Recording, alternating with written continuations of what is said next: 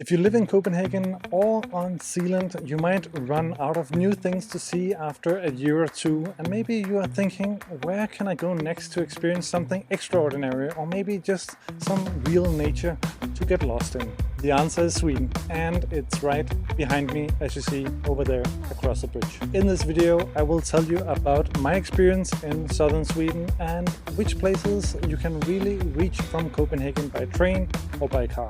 And if you stick around till the very end of this video, I'll give you my top recommendations for tips and tricks to save some money on your trip to Sweden.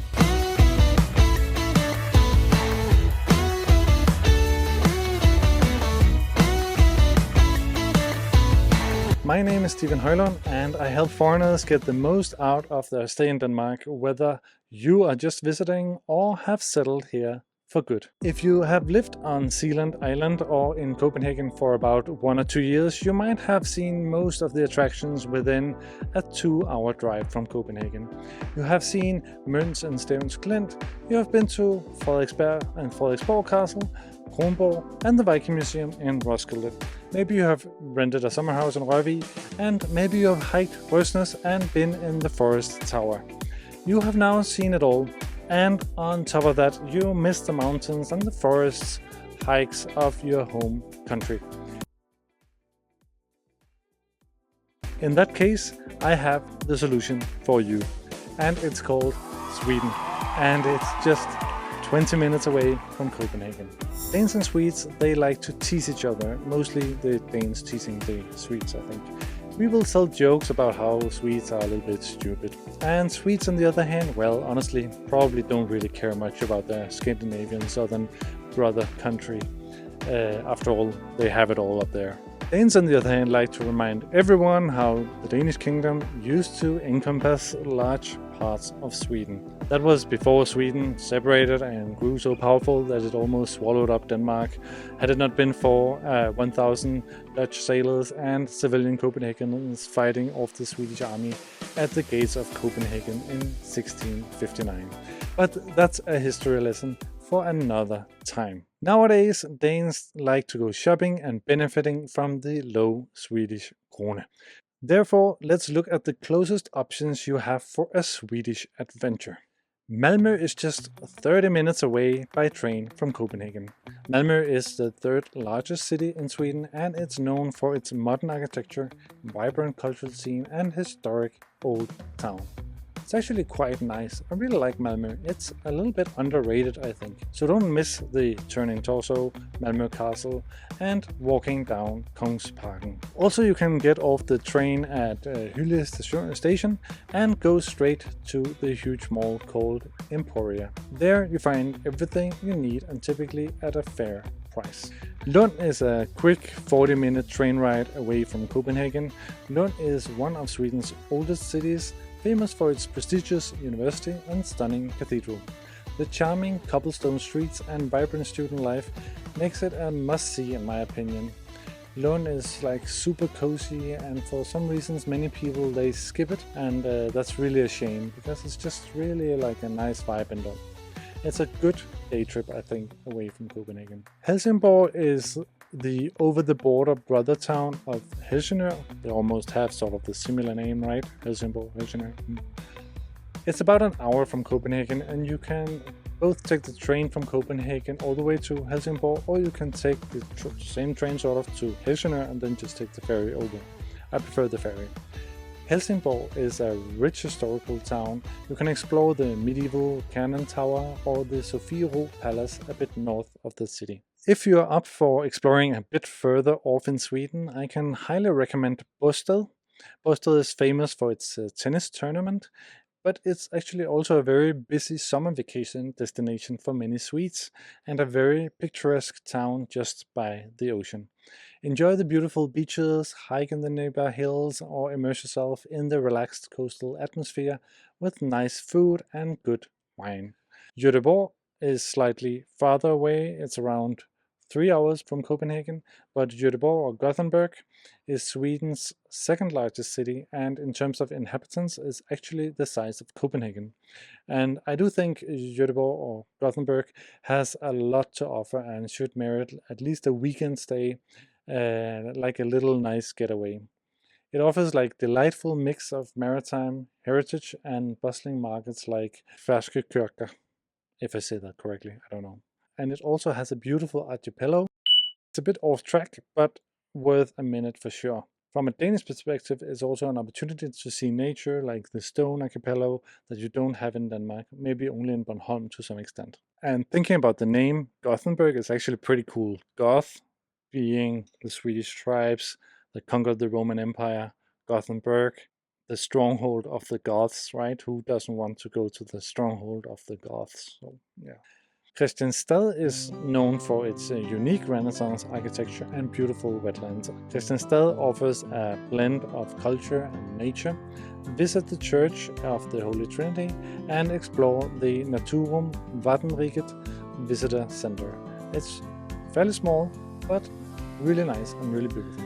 At about the same size as Kristianstad, you find Karlshamn, which is a charming town known for its archipelago and lovely harbor. It's perfect for a relaxed day by the sea with opportunities for boating and exploring the nearby islands.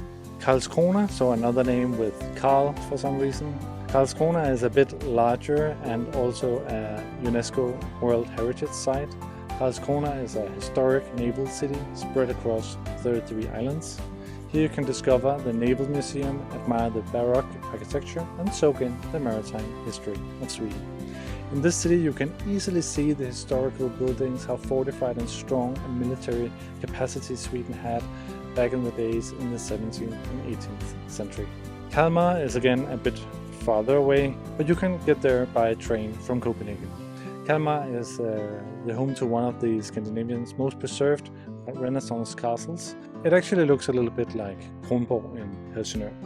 The city's old town, Kalmar Castle, and the nearby island of Öland makes it a fantastic destination. Even if the city is quite large, it might not be more than a day of exploration in my opinion.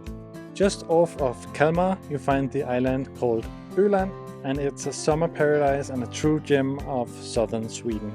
The large island is known for its unique landscape, beautiful beaches and charming villages. Öland is perfect for relaxing and a getaway with the family, and in my experience the islanders are very good at advertising all sorts of activities for kids and families. There is sort of a loppis in every single barn, which is sort of a flea market.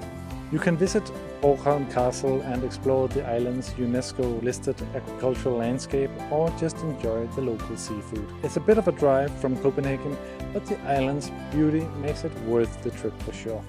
You should probably spend 5 days to fully enjoy the visit, as the island is quite big. One of the best ways to experience southern Sweden is by making use of the Allemannsretten, or the right of public access that you have all across of Sweden. This allows you to camp freely in the wild as long as you respect nature and the private property. Imagine setting up your tent by a serene lake or in a beautiful forest and waking up in the sound of nature and birds tweeting.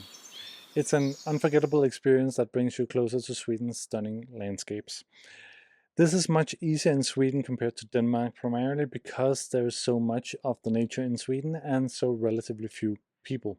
So definitely it's something worth considering if you just like hiking, being out in nature. This is a possibility that you have in Sweden that is a little bit harder to get by in Denmark. For those who love hiking, southern Sweden offers some incredible trails. Skåneleden, or Skåne Trail, is a long-distance trail stretching over 1,000 kilometers and offers a variety of landscapes from coastal paths to deep forests. Choose a section that suits your level and enjoy the well-marked trails and beautiful scenery.